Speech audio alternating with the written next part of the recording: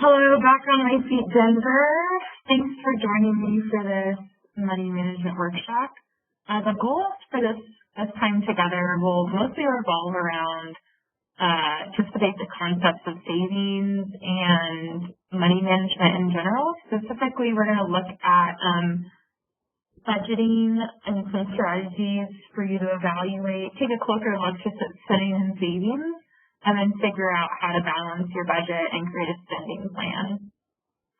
In the future, the hope is that we'll also spend some time together discussing credit as well as just kind of the basics of some financial products and services that you might want to take advantage of and how to open up, checkings and savings accounts, etc. We're going to kick it off right now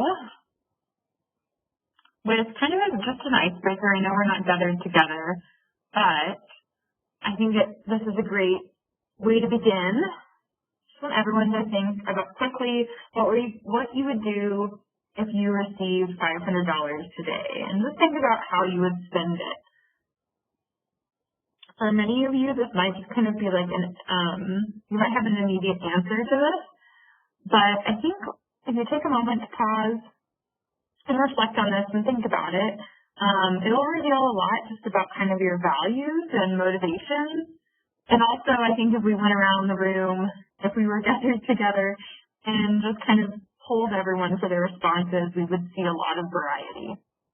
I want to just drill down into the fact that personal finance, so much of it is that it's personal, and it's always going to vary based on everyone's life situation as well as their values and priorities. So while there are some guiding principles to follow and generally some concepts that are important to understand, I think it's just as important to really take some time to reflect on your own personal values as well as your priorities for your life and your goals. So I'm going to kick us off with doing some of that thought work, which will then lay a really solid foundation for you to then begin building out a spending plan and start doing some of that budgeting work independently. Okay, so we're going to spend some time reflecting on several concepts. First, what does a prosperous life look like for you? If you had to, think forward several years in advance and imagine your ideal lifestyle and situation, if you could end a day saying, I feel successful, I feel prosperous, what would you be doing in life? What would your financial situation be, etc. And this is, like I said previously, going to differ greatly from person to person. So spend some time thinking about that and imagine, what's your end goal? Without having the end in mind, it'll be really hard to do some of that work of modifying behavior, and also you might be making financial plans and goals, but if they're not tied to the stuff that really motivates you as a person, it'll be a lot harder to make progress on those. In connection with that, I want you to take a moment to think about what your dreams for the future are and what you want out of your life. And then finally, I want you to spend some time thinking through your values, because that will really throw a lot of this in perspective. It might also help you weigh some different choices and figure out which path to take moving forward. For instance, I know a lot of y'all are exploring different job opportunities and thinking about, what type of work you might want to go into, and you might even be evaluating multiple job offers. And during that process, I think it's really important to not only look at, the financial benefits of both of those opportunities, but to also think thoughtfully about how those intersect with your values.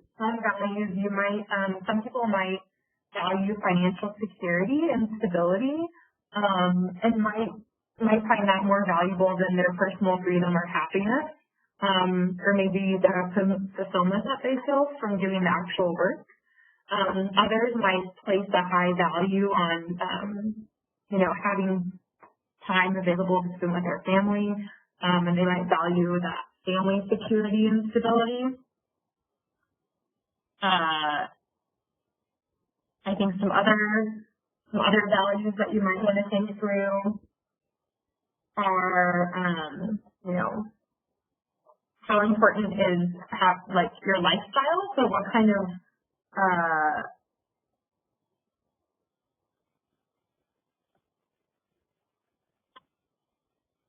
your lifestyle, like if you want a comfortable life or an exciting life.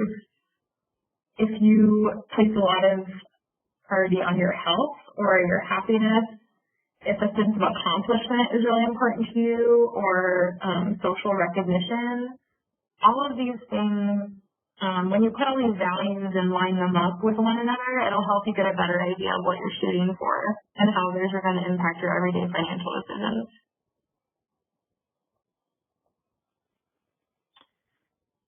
So I know Lindsay has been working a lot with y'all on SMART goals and setting some of those up. I'm going to tie that back into budgeting a little bit later. But for right now, the difference between dreams and goals are a dollar sign and a deadline. And SMART goals, as you know, do have those deadlines.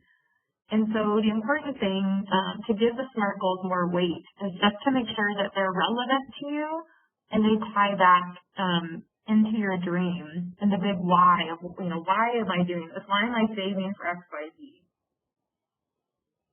Just as a recap, a SMART goal is specific, measurable, achievable, relevant, and time-bound. Some people might switch out the R in this for result-oriented and the T for trackable, but the big picture is still the same. They need to be specific and have kind of a who, a what, a when, a where, a why.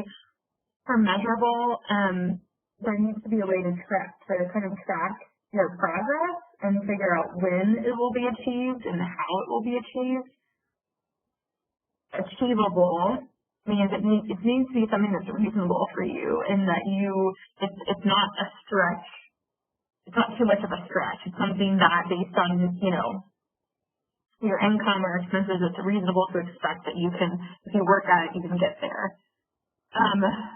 Relevant, and this one's particularly important, especially when it ties back into the dreams you have for yourself and your values. This goal should relate and align with your overall dreams and your values as a person.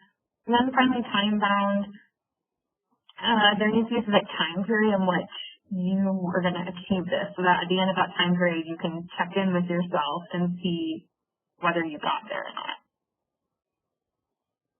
Here's an example of a SMART goal that relates specifically to managing personal finances. This person wants to buy a $15,000 car in 3 years, and the goal is for her to be able to make a $5,000 down payment when she purchases it. In order to make it measurable, she's calculated that in order to save $5,000 over 3 years or 36 months, she needs to save $138.88 per month. So we have measurement. She's going to save $138.88 each month. That's how she's going to measure her progress. Achievable. So in order to figure out if this is achievable for her, she went ahead and broke down that monthly figure into a weekly figure, which breaks down into $34.72 a week. After looking at her budget, the income that she had coming in, as well as the expenses she needed to pay for, she's decided, yes, this is achievable for her. And it also needs to be relevant. This individual's car broke down a few months ago.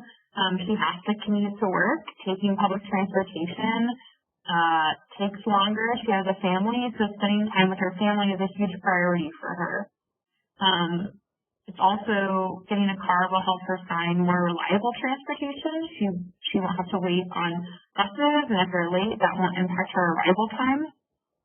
And she'd like to get some of that time back to spend with her family. So yes, this goal of buying a new car is relevant to her because it helps her live out her values of spending, prioritizing time with her family, etc. Also gives her a reliable form of transportation to work so that she can continue to show up to her job on time, and it's less likely to break down and cause her more expenses in the future. Finally, it's time bound. She has 3 years to complete the goal, and at the end of those 3 years, she can check in and see what happened. There's a definite beginning and end to the goal. I'm going to take this time for you to either reflect on the SMART goals you've already set with Lindsay and just make sure that they are specific, measurable, achievable, relevant, and time-bound. And then if you haven't already, take a moment to create a short-term, a medium-term, and a long-term SMART goal related specifically to your finances. For most of you, that might look like saving the first and last month's rent and for an apartment, so you can put down a deposit, and also maybe you could also work towards an emergency savings goal. That's kind of a lot of people's first financial SMART goal is to build an emergency savings. Typically what that looks like is 3 to 6 months of living expenses. When we get into making our spending plans, you'll be able to kind of start collecting data about what those expenses will look like. Another good goal, or another way to create these goals, is to first imagine your dream, and then think of yourself on a scale of, imagine yourself on a scale. With 10, a scale of 0 to 10, with 10 being like, yes, I've achieved my dream, and 0 being, oh man, I'm like, need to take one step forward, I'm at the starting line. And just think of where you're at on that continuum, and then think of a number. So are you a 2? Are you a 6? Are you kind of close to meeting that goal or dream? And then once you've kind of established where you're at on that continuum, think of how to break up that goal into multiple SMART goals. And I think when you chunk it down like that, it's much more manageable. I know for me, when I was trying to build up my emergency savings and just saw that like 6 months, and I calculated how much 6 months of my living expenses was, it was way too overwhelming and honestly kind of discouraging based on where I was at.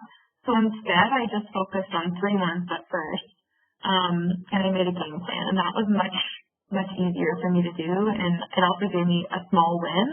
And then once I did that, I set another goal to save another 3 months of living expenses. So take a moment to pause, reflect, and write those down. And then if you want to pause the video and do that, that'd be great. If not, we're moving on. So one homework assignment that I have for all of the next couple of weeks, could be 2 weeks, you could even extend this for a month, is to track your expenses and discover how you're spending your money. This will help you learn what you value, and also how your spending habits reflect those values. I used to have a choir director who said, show me someone's checkbook and I will tell you what they value in life. Back when checkbooks were more frequently used for expenses and not debit cards and credit cards. But that's what we spend our money on is really indicative of what we value. So I would just take a moment to track what you're spending, because it will give you an honest picture of where your money's going. I think a lot of times we're pretty idealistic about what we're spending, and when we finally confront the reality of that, it's sometimes a little bit of an aha moment for us. There are a couple ways of doing this. If you have a debit card that you're usually regularly using for expenses, you can look at you can just go online and look at your monthly statements, and you can just also see those transactions, the history of your transactions occurring in real time.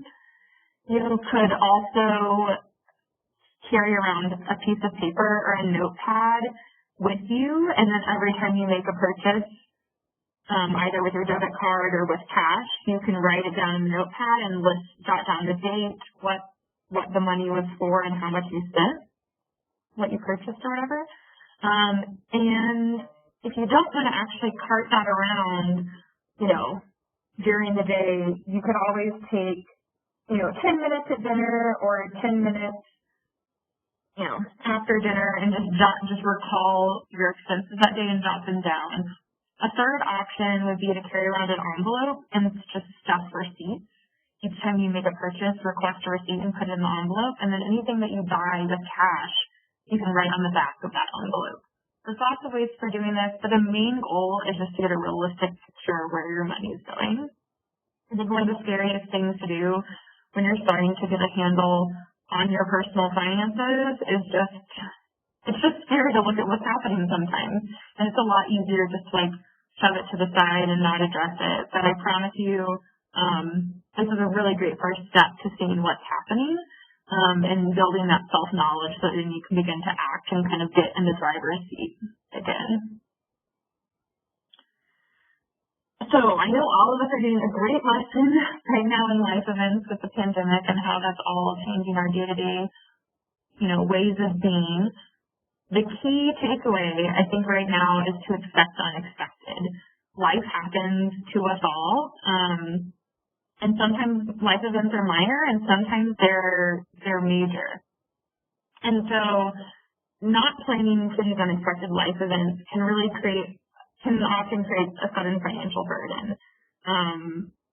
Last year I was driving around down Zuni Street in Denver. There was a metal disc in the middle of the road. I thought I could clear it with my car. And it was so small. I was like, this is not going to be a problem. Didn't clear it. It ricocheted off of my undercarriage and hit one of my back tires, slashed the tire to where I was driving on the rim. And I had to immediately go to the tire store and replace not only that tire, but the other back tire as well. That was not a drop in the bucket. It ended up costing me $600, and that was my primary form of transportation, so I needed it to get to my job and get around town. So that's just kind of an example of life happening unexpectedly. I know with the pandemic, a lot of small businesses have shut down. The restaurant and the hospitality industry is suffering. And that's something drastic that we would never anticipate happening. But the important takeaway about this is this happens to anyone, and it's something that you can, with a little preparation, help shield yourself against. This is an emergency savings fund that you have in a savings account. Comes in handy to help make sure that you can weather one of these unexpected events a little bit. I'm going to pause and just take a moment to think of some major life events that have happened to you either in the past couple of months or past couple of years, and then think about how these events change your financial situation. A couple of examples I can think of. Let's say that you are celebrating the birth of a new child, which is such a joyous event. It also does change your financial picture quite a bit, right? You have another mouth to feed. Perhaps maybe your roommate unexpectedly decides to move back home or to a different state, and suddenly you are planning to share a 2-bedroom apartment with someone, and now you have to sublease it and find a roommate, and maybe you have to pay the full rent for a month before you can find someone before your former roommate can find someone to sublease the room out to. Those are just a couple, but it's good to think about what could happen and kind of look forward so that you can have a game plan in place and just think, okay, what would I need to have saved to ride out this event? And if it's one that's expected, such as, maybe the birth of a child or a marriage, then you can spend a little bit more time preparing for that in advance. In connection with this idea of life events are obstacles that might kind of pop up in life and perhaps serve as a barrier for you achieving your SMART goals. These can be external or internal, and they can also be chosen versus imposed. An example of a chosen obstacle might be let's say as a savings SMART goal that you have would be choosing to eat out twice a week with friends or colleagues at work. That's something you're choosing, right? I choose to go out to eat with my colleagues because I want to socialize with them, and I love, trying out new restaurants. but it's something that I'm personally choosing if the choice is within my control. So I could always choose to bring my lunch 4 days a week and only eat out once a week, or maybe I could just make alternate plans and eat with my friends in the break room at work rather than going out. Some of them are imposed though. Sometimes you might accidentally, have a fall and break a leg or an arm, and suddenly you might not be able to go to work for a little bit. And that's something that you have to navigate. So, things are some common obstacles that people run into. I mentioned a few, but, others could be finding childcare for your kids. I already mentioned, navigating an illness. Maybe suddenly there are less shifts available at work for you to choose between. Another few could be caring. Maybe you suddenly have to care for a loved one, or maybe your child needs more support at home, and suddenly you can't do an evening shift at work. Those are a few, but just brainstorm some others. Whenever we run into these obstacles, there's this is kind of a 6-step strategy for how to handle that. First, it's important to identify the obstacle. Sometimes it's pretty obvious what's keeping us from achieving our goals. And, you see it and you're like, oh, I'm having a hard time saving because I keep on going on little road trips on the weekends, or eating out, or purchasing snacks at the gas station, and using my discretionary fund money for other things other than saving it. But sometimes they're more insidious, so a little bit harder to track down. I think a lot of those are kind of tied to spending leaks, which we'll talk about later. But the important thing is that when you do identify the obstacle, you then begin to identify resources that can help you overcome the obstacle. Resources at your disposal could be skills, talents, your assets. So let's say maybe you own a used car and it's worth like $2,000 to $3,000. That's something that worst case scenario you could sell and get that money in hand. It's an asset, even though it depreciates in value. It's something that you could sell. Personal qualities, tools, all those are things that you have at your disposal that might be resources to help navigate the obstacle that you encounter. And then step 3, write down a few ways you can overcome the obstacle, and just spend some time brainstorming. And then think about who in your life you can tap to help you. Identify your support system. So are there family members that can help you overcome these obstacles? Are there friends that you can lean on for good advice and wise counsel? I know Lindsay is a great resource just to brainstorm and troubleshoot with. She has a lot of knowledge at her disposal. And then 5, create an action plan or a contingency plan for the future. So let's just take, for instance, a chosen obstacle, right? Let's say you bought a used car without a warranty. And suddenly you were like, well, I took it into the car dealership and it has a major problem. They're not going to pay for it because they don't have a warranty. So your action plan for that would be, well, I don't have a warranty, so I'm going to start an emergency savings fund in case I need repairs.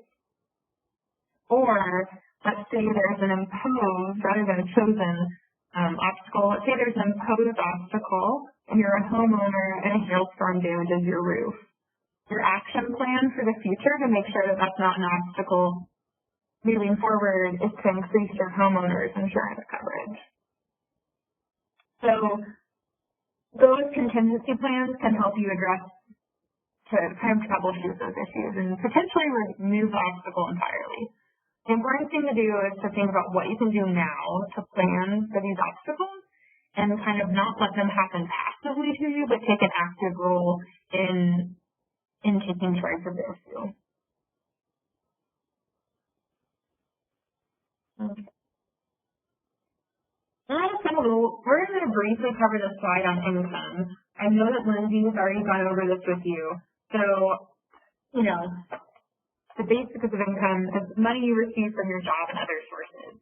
I do want to point out the difference between passive and active income. Active income is something that you would, you know, your take-home pay for your job, like your wages or salary.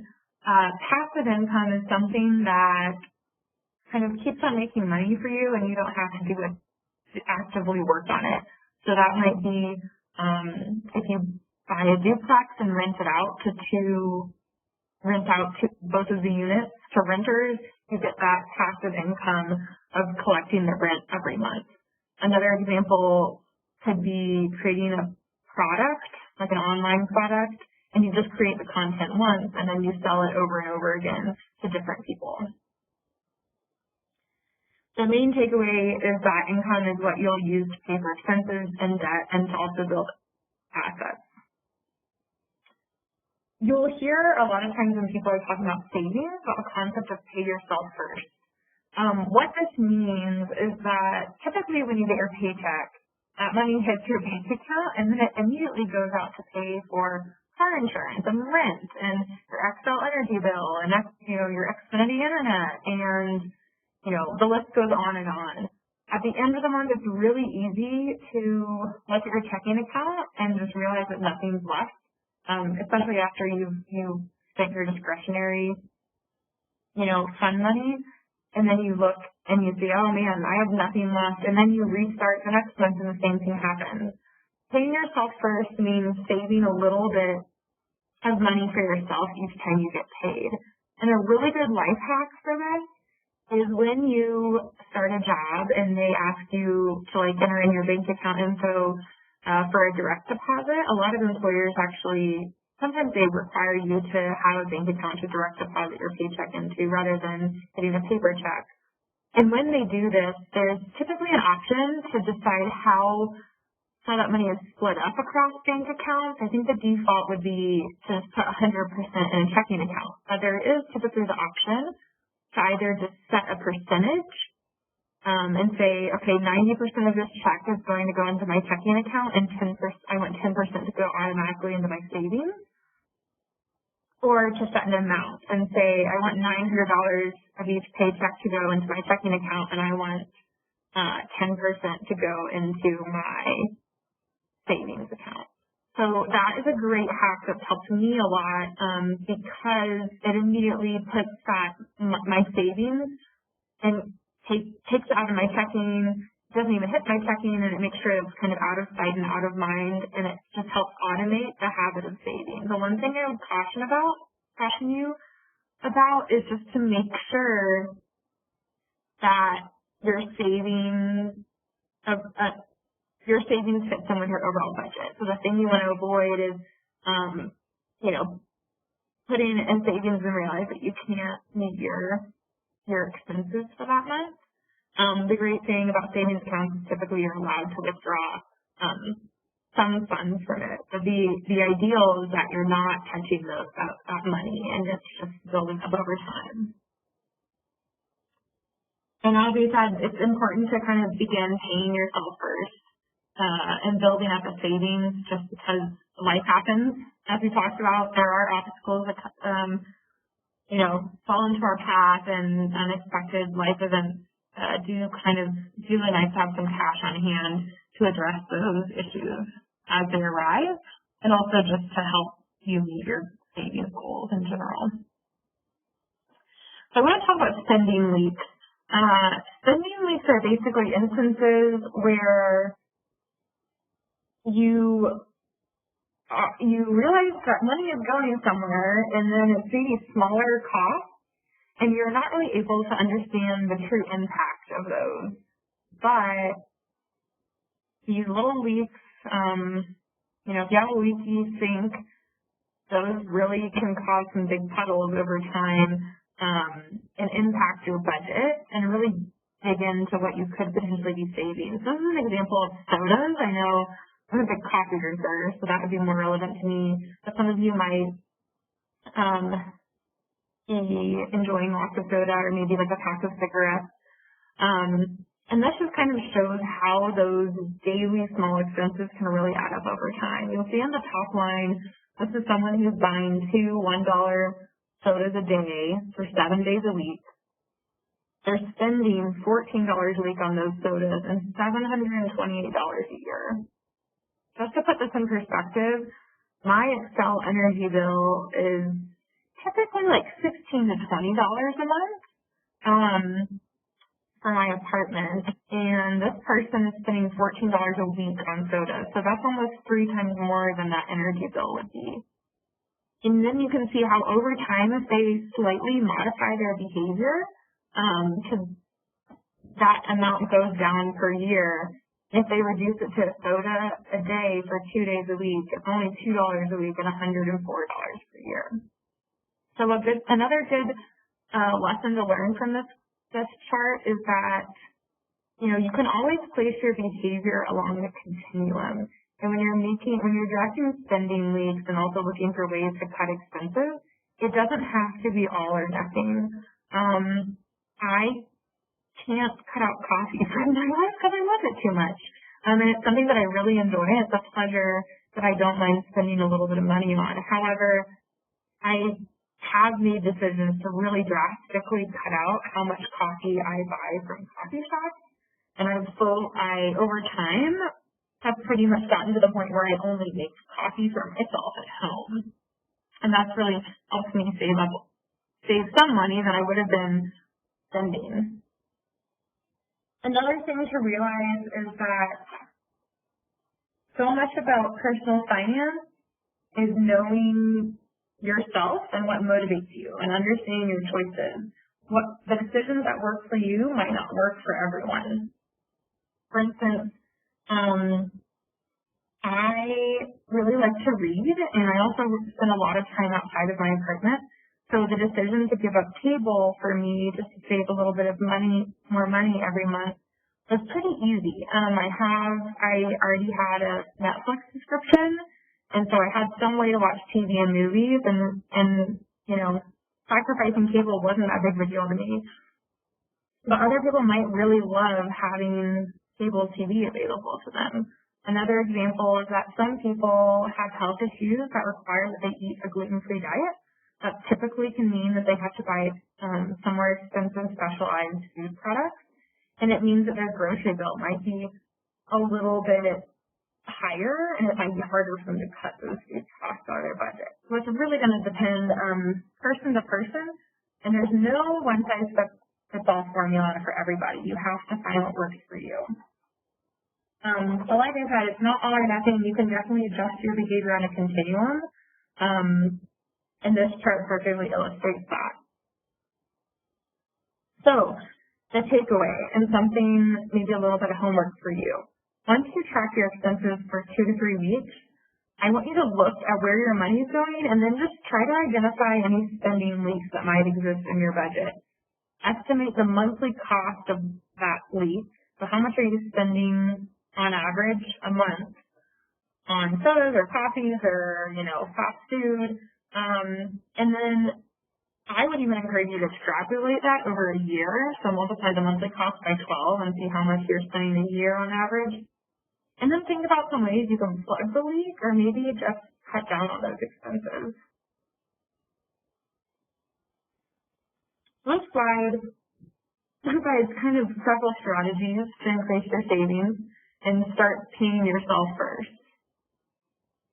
I think Lindsay kind of discussed with y'all the basic, budgeting formula. Basically, your income needs to equal your expenses in order for you to be balanced out. And one way to do that is, there's a couple ways to mess with that formula, right? So you can either increase your income, so that it covers all of your expenses, or you can decrease your expenses so that your income stretches to cover all of that. Or better yet, you can increase your income and decrease your expenses and have more money to save. Couple ways to increase your income. You can look for higher paying jobs, so jobs that have a better hourly wage. You can work overtime or pick up a few extra shifts. Find a second job or maybe even like a side hustle. My coworker Robin, who's a full-time branch manager at the Cherry Creek branch, waits tables on Sundays just to get some extra cash and have some fun money. Or you can turn a hobby or skill into a business. Many of you might have things that you're just especially good at. You might be an amazing car detailer and really love that work. You might be able to do that for free, or not for free, goodness no. But, you might be able to do that for a sizable sum on the weekends for a couple people, and turn that into a little side hustle. Another option is to cut your expenses. There's a few ways you can do that. You can be really careful about distinguishing between your needs and your wants, and be a little bit more thoughtful about what you're purchasing and why and whether it's worth it. You can also practice the rule of three when you're shopping. Basically what this means is that when you're making purchases, especially larger purchases, you compare the prices of three different retailers and either do it online or in person, but you shop around and you pick the best price. And this has an even larger impact when you're buying more expensive purchases like cars and appliances, etc. And then a final tool or strategy that really aligns with the idea of spending leaks is thinking about spending pressures. A spending pressure is anything that puts pressure on you to spend rather than save. So, an example of this might be if you're scrolling through Facebook or Instagram, or maybe you're just seeing online Google ads when you're browsing the web, and you constantly get sales or discount ads that are, in most cases, just really directed at your spending habits. One strategy to combat this is that you can use a list and only buy from the list of what you say you're going to buy, so you're not making impulse purchases.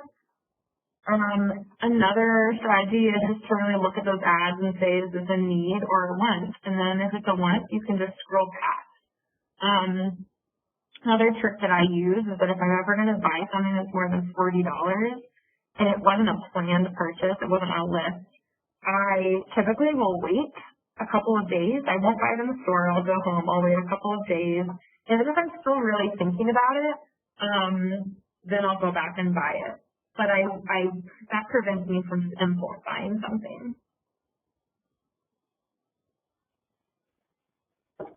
So focusing a little bit more on needs and wants, I want to emphasize that these are pretty, personal and depend on your personal situation.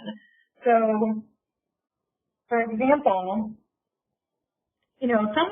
most people might say, yeah, paper towels are a need. I need that to, pick up messes, clean my kitchen, etc. But some people might see that and say, oh, I reuse cloth towels. Like I don't need paper towels. That's a want.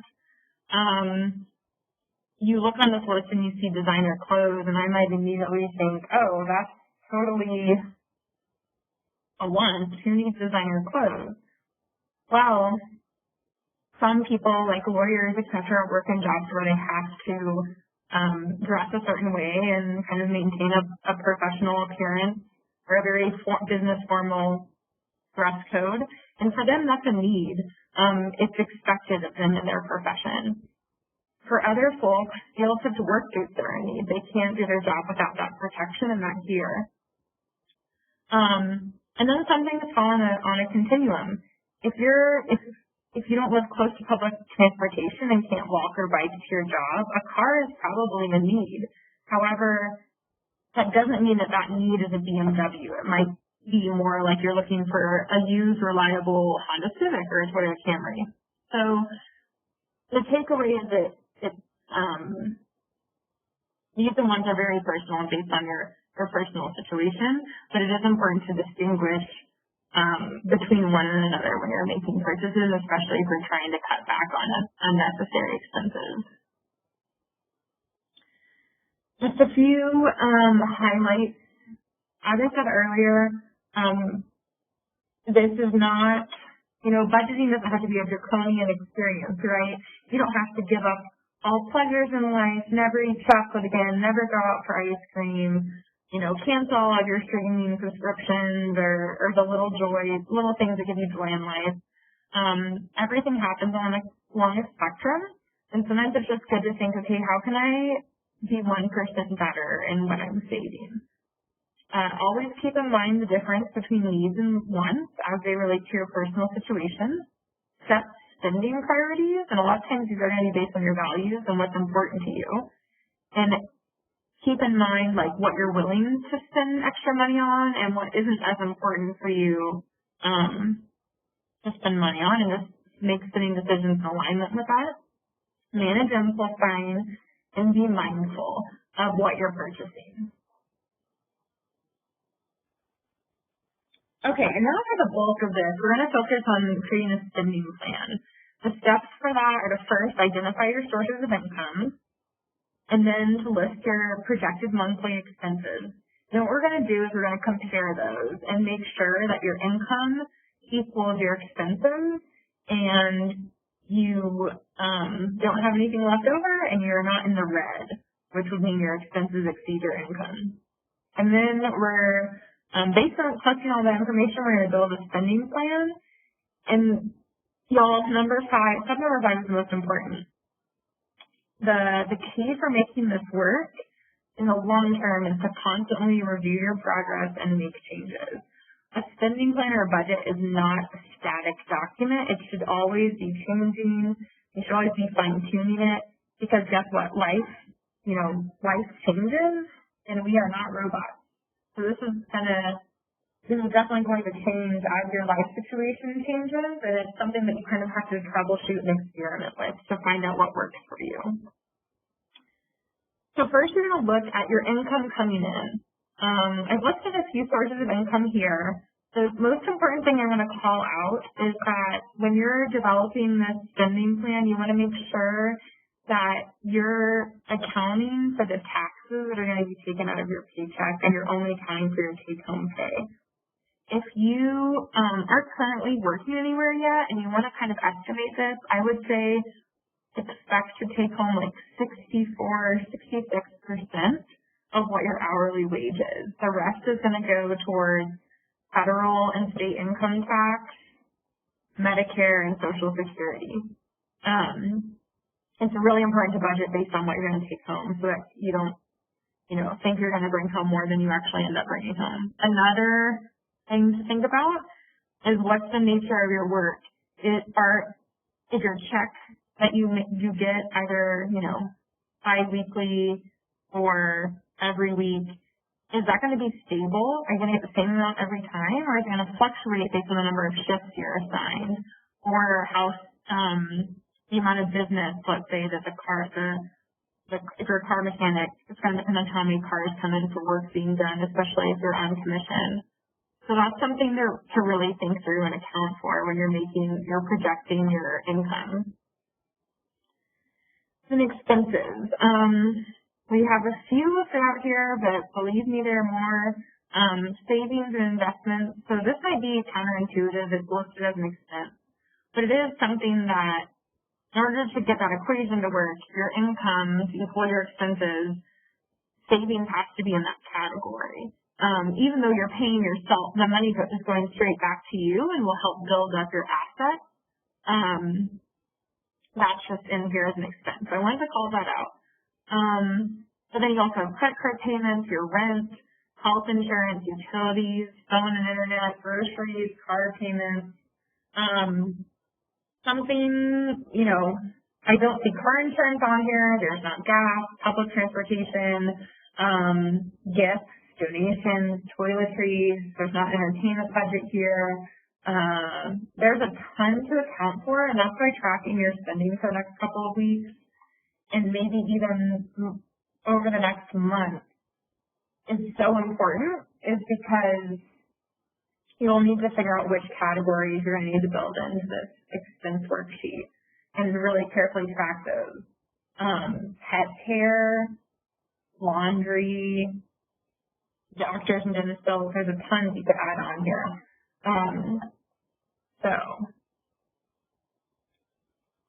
And then after you build up those estimates or projections of your monthly income and your monthly expenses, you're going to want to compare your projected monthly income to your actual income that you got for that first month.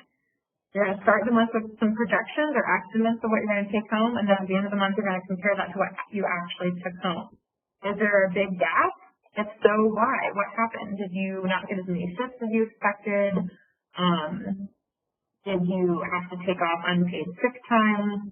Just kind of figure out, is this a norm that I can expect, or is it a one-off situation? Then compare your projected monthly expenses versus your actual monthly expenses. I think this is especially important during the first month of using a spending plan. I don't know if you're like me, but I'm always very idealistic, and I'm like, oh yeah, I'll only spend like, $50 on $50 or $75 in groceries a week. That's totally reasonable. Then I'll get to the end of the month and look at my grocery expenses and think, what happened? So it's pretty easy to look at it through rose-colored glasses, and that's why you really need to collect the data and keep track of stuff. And then if you have any money left over at the end of the month, that means that, or if you have nothing left over at the end of the month, that means you balanced out. So either if you have nothing left over at the end of the month and your income equals your expenses, that means you perfectly allocated everything. If you have something left over at the end of the month, that means you have a little bit of room in your spending plan to allocate that out to some different expense categories. So you might have you might put it towards gas money, or you might say, oh, hey, I can increase the amount I'm saving each month since I had some left over. If your expenses exceeded your income, then it's time to get back in the driver's seat and start moving towards your goal. Don't worry if one month your expenses are more than your income. This happens to everyone from time to time, myself included. But if it happens for a couple months in a row, that's where you really want to start asking yourself some questions and doing some troubleshooting, because it means that your income and expenses are out of balance and it wasn't just a one-time exception. As a key takeaway, just remember to balance your spending plan, you're either going to need to decrease your expenses or increase your income. That's how you kind of troubleshoot the equation. A great place to start if you're trying to cut expenses is with the variable costs, so things that you can really decrease, like you can buy cheaper groceries, entertainment, groceries, you can switch from name brand groceries to just like the regular value store brand. If you switch from going to Target to Aldi, or you just buy less expensive items, maybe you reduce the amount of meat you're buying. Entertainment, just cut back on a few, maybe you cancel your Netflix subscription, or you don't go out to the movies as often, or don't go out to eat as much. But the variable cost categories are things that you can, mess around with to cut down. Things that you're probably not going to have as much flexibility over are going to be your monthly utility bills, gas, water, sewage, trash if you have that, rent. Internet's pretty stable. I think sometimes you can look for deals for your cell phone provider, but you might not have flexibility to get out your contract for a while. So focus first on variable costs. And then I did want to talk a bit about the importance of looking at the costs and benefits of employment. It might seem initially that your employer and the government are taking a huge chunk out of your paycheck, and it's really important to realize that while your money may seem like it's disappearing into a black hole, these deductions are really paying for benefits that you receive.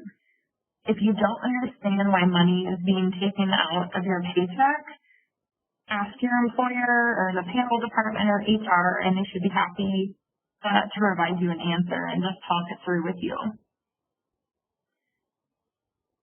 So there's some standard paycheck deductions that across the board will always be taken out of your paycheck.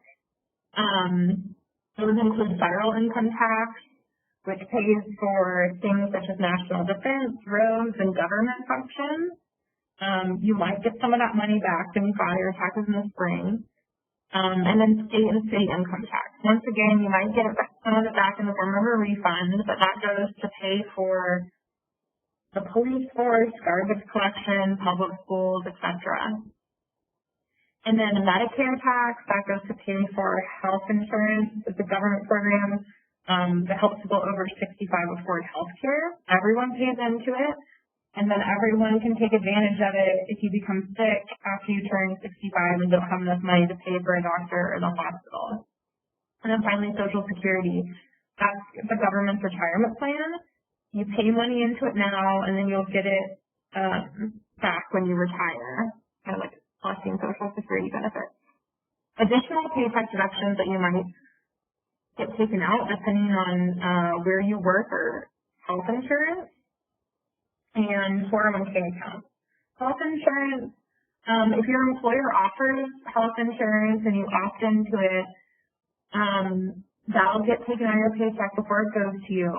And it's usually cheaper to pay for health insurance through your employer rather than paying for it on the market or paying medical expenses by yourself. It's something to really read into and do research on. Another thing is either a 401k account or a 403b account if you work for a nonprofit. This is what is considered a benefit. So your employer might you might automatically get a contribution to your 401k taken out of your paycheck. You have to typically you have to opt into it. But this is just a way to save towards your retirement, and your employer might even match the amount you save up to a certain percentage. Like they might match 50% of whatever you contribute up to 6%, or they might provide a dollar for dollar match, which would mean they would match 100% of what you're contributing up to a certain percentage. But basically that's free money on the table that they're giving you if you contribute to your 401k. The main thing I want y'all to focus on though is that whenever you're changing companies or looking for a job, it's really important that you consider all the benefits and costs of being employed by the company. Some jobs might pay a little bit less than others, but they might offer much better benefits such as health insurance. Maybe they offer on-site child care. Maybe one of the jobs you're looking at, one of the companies offers paid sick time and the other doesn't. So it's really important to think about that. Also think about startup costs. So are you going to have to buy your own tools? Are you going to have to buy a uniform? Are you going to need to pay union dues? All that's something to factor in when you're job hunting. And then another thing to be mindful of, I know we were looking at a monthly spending plan, but it's also just a really good idea to keep in mind your cash flow over the course of the year.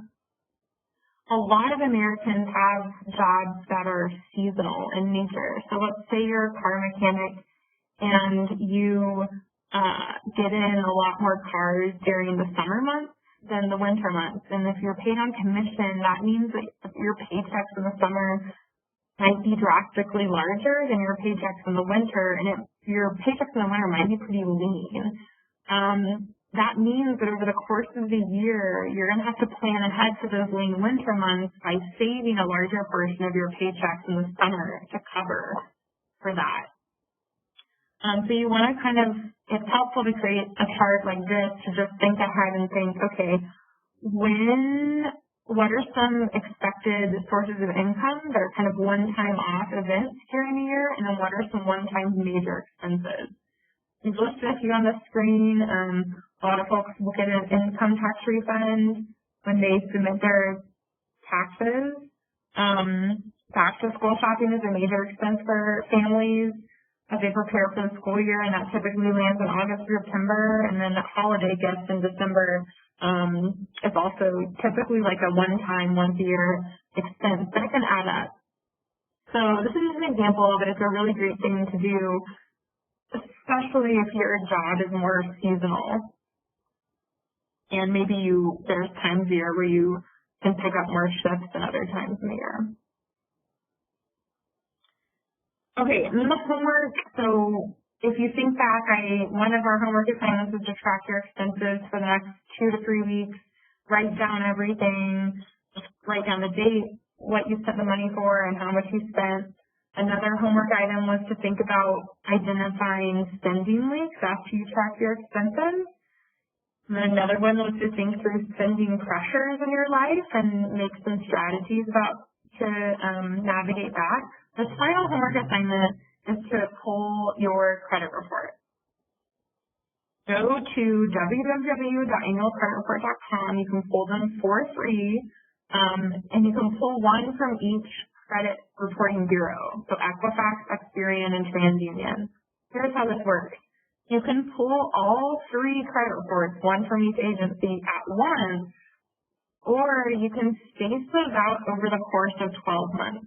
So you could pull one right now from Equifax, wait another 4 months, pull one from Experian, and wait another 4 months and pull one from TransUnion. The reason I like doing that is because you can typically, if you pull your first one and then you start working on some of those items to repair your credit, then when you pull one again 4 months from now, you can see if anything changed and if it's been properly updated. If not, you need to keep on, you need to contact some people and make sure it shows correctly on your report. This will not show your credit score. That's something different, and we can talk about that in another workshop.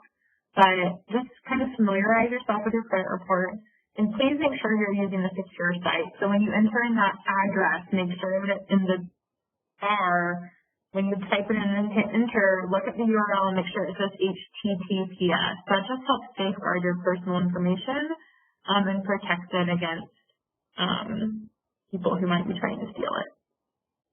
So that is my homework for y'all. Take care, stay healthy, and hopefully I'll check in with y'all during another workshop. Thanks. Bye.